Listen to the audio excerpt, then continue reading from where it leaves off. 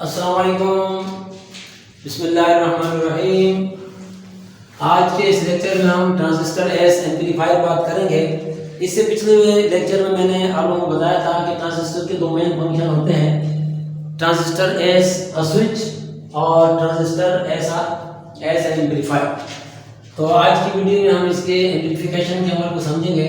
सबसे पहले तो ये समझेंगे एम्पलीफिकेशन कहते किसे हैं।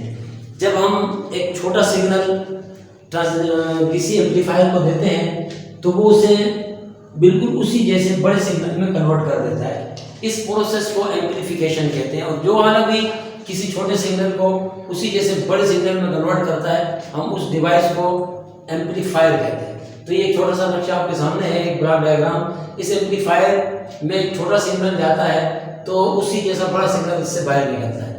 अब ट्रांजिस्टर ये काम कैसे करता है, हम नीचे एक और डायग्राम बनाकर समझा रहे हैं आपको।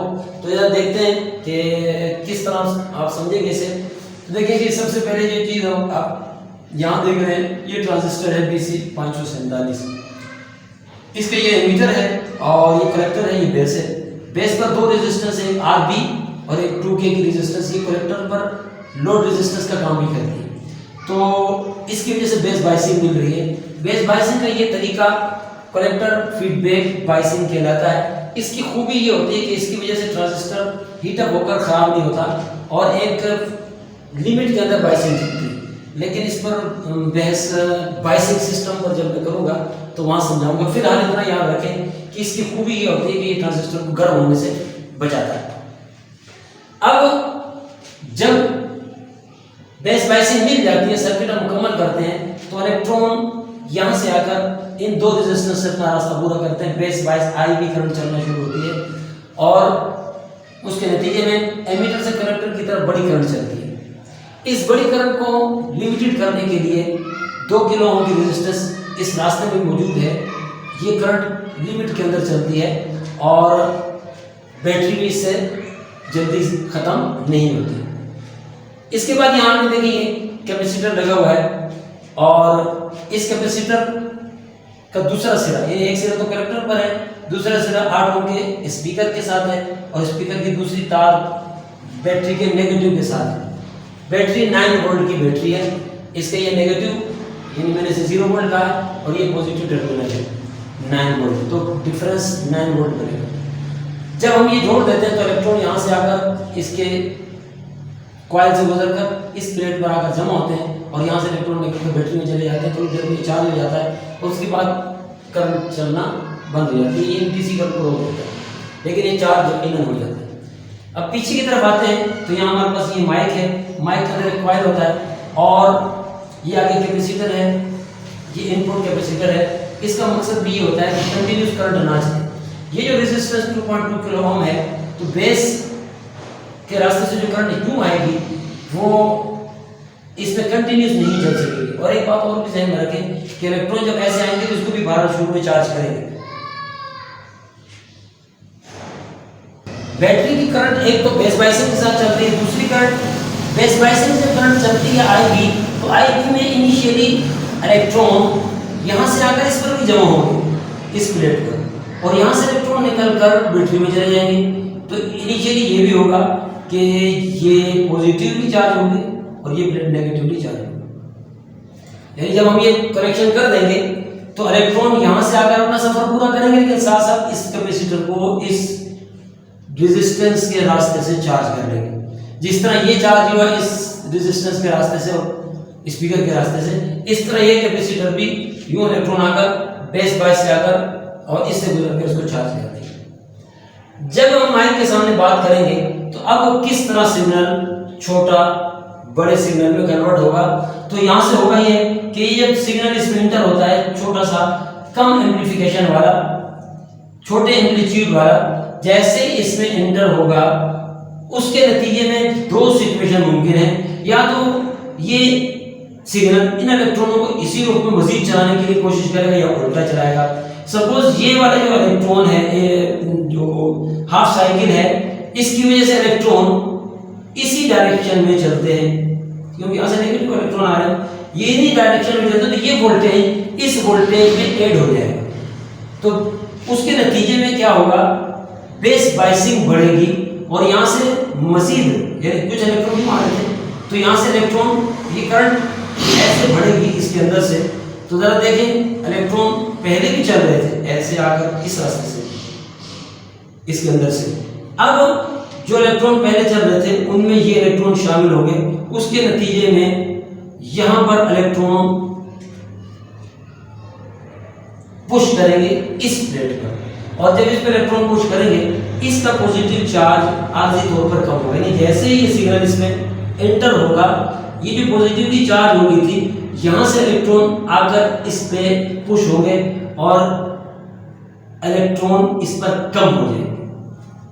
जब इलेक्ट्रॉन यहां कम होंगे तो इधर से इलेक्ट्रॉन इस तरफ जाएंगे और ये डिस्चार्ज हो जाएगा।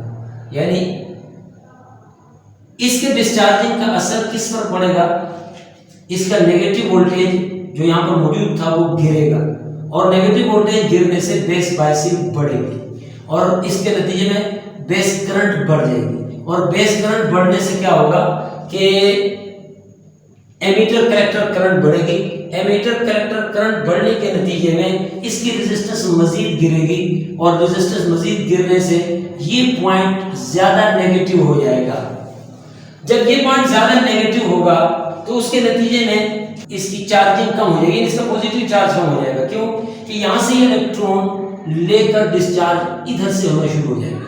जब इधर से डिस्चार्ज होगा, इसका पॉजिटिव चार्ज कम होगा तो ये इलेक्ट्रॉन वापस हटेंगे जो इसमें चार्ज हुए थे और एक करंट यहां से चलेगी इस पर, यानी इस सर्कल में चलेगी। बैटरी में नहीं जा सकते इलेक्ट्रॉन, जो इलेक्ट्रॉन यहां चार्ज जमा हुए थे यहां से इसका पॉजिटिव चार्ज कम होने के लिए यू सर्कल चलेगा और वापस करंट इसमें चलेगी स्पीकर में तेजी से, क्योंकि ये तेजी से इसकी रेजिस्टेंस गिरेगी। जब रेजिस्टेंस तेजी से गिरेगी तो ये तेजी से डिस्चार्ज होगा और इसमें हाई करंट चलेगी। और फिर इसी तरह इसका दूसरा साइकिल जब इसमें एंटर होगा तो अब इलेक्ट्रॉनों को ऑपोजिट यानी पुश मिलेगी। यहां से पहले इलेक्ट्रॉन ऐसे आ रहे थे, लेकिन इस सिग्नल की करंट इन इलेक्ट्रॉनों को इधर धक्का देगी। उसके नतीजे में क्या होगा, ये पहले इलेक्ट्रॉन इसमें आए थे, अब इलेक्ट्रॉन हटने की कोशिश करेंगे और ये पॉजिटिवली चार्ज पहले से ज्यादा होगा।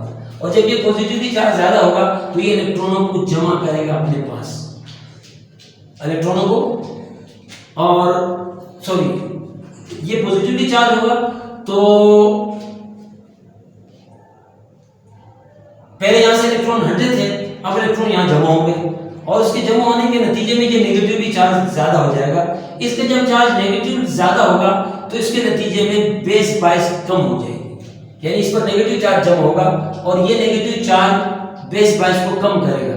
बेस बायस कम होने से एमीटर कलेक्टर करंट कम होगी और ये जो डिस्चार्ज हुआ था, ये एमीटर कलेक्टर करंट कम होने से नतीजा क्या निकलेगा, ये ज्यादा पॉजिटिव हो जाएगा।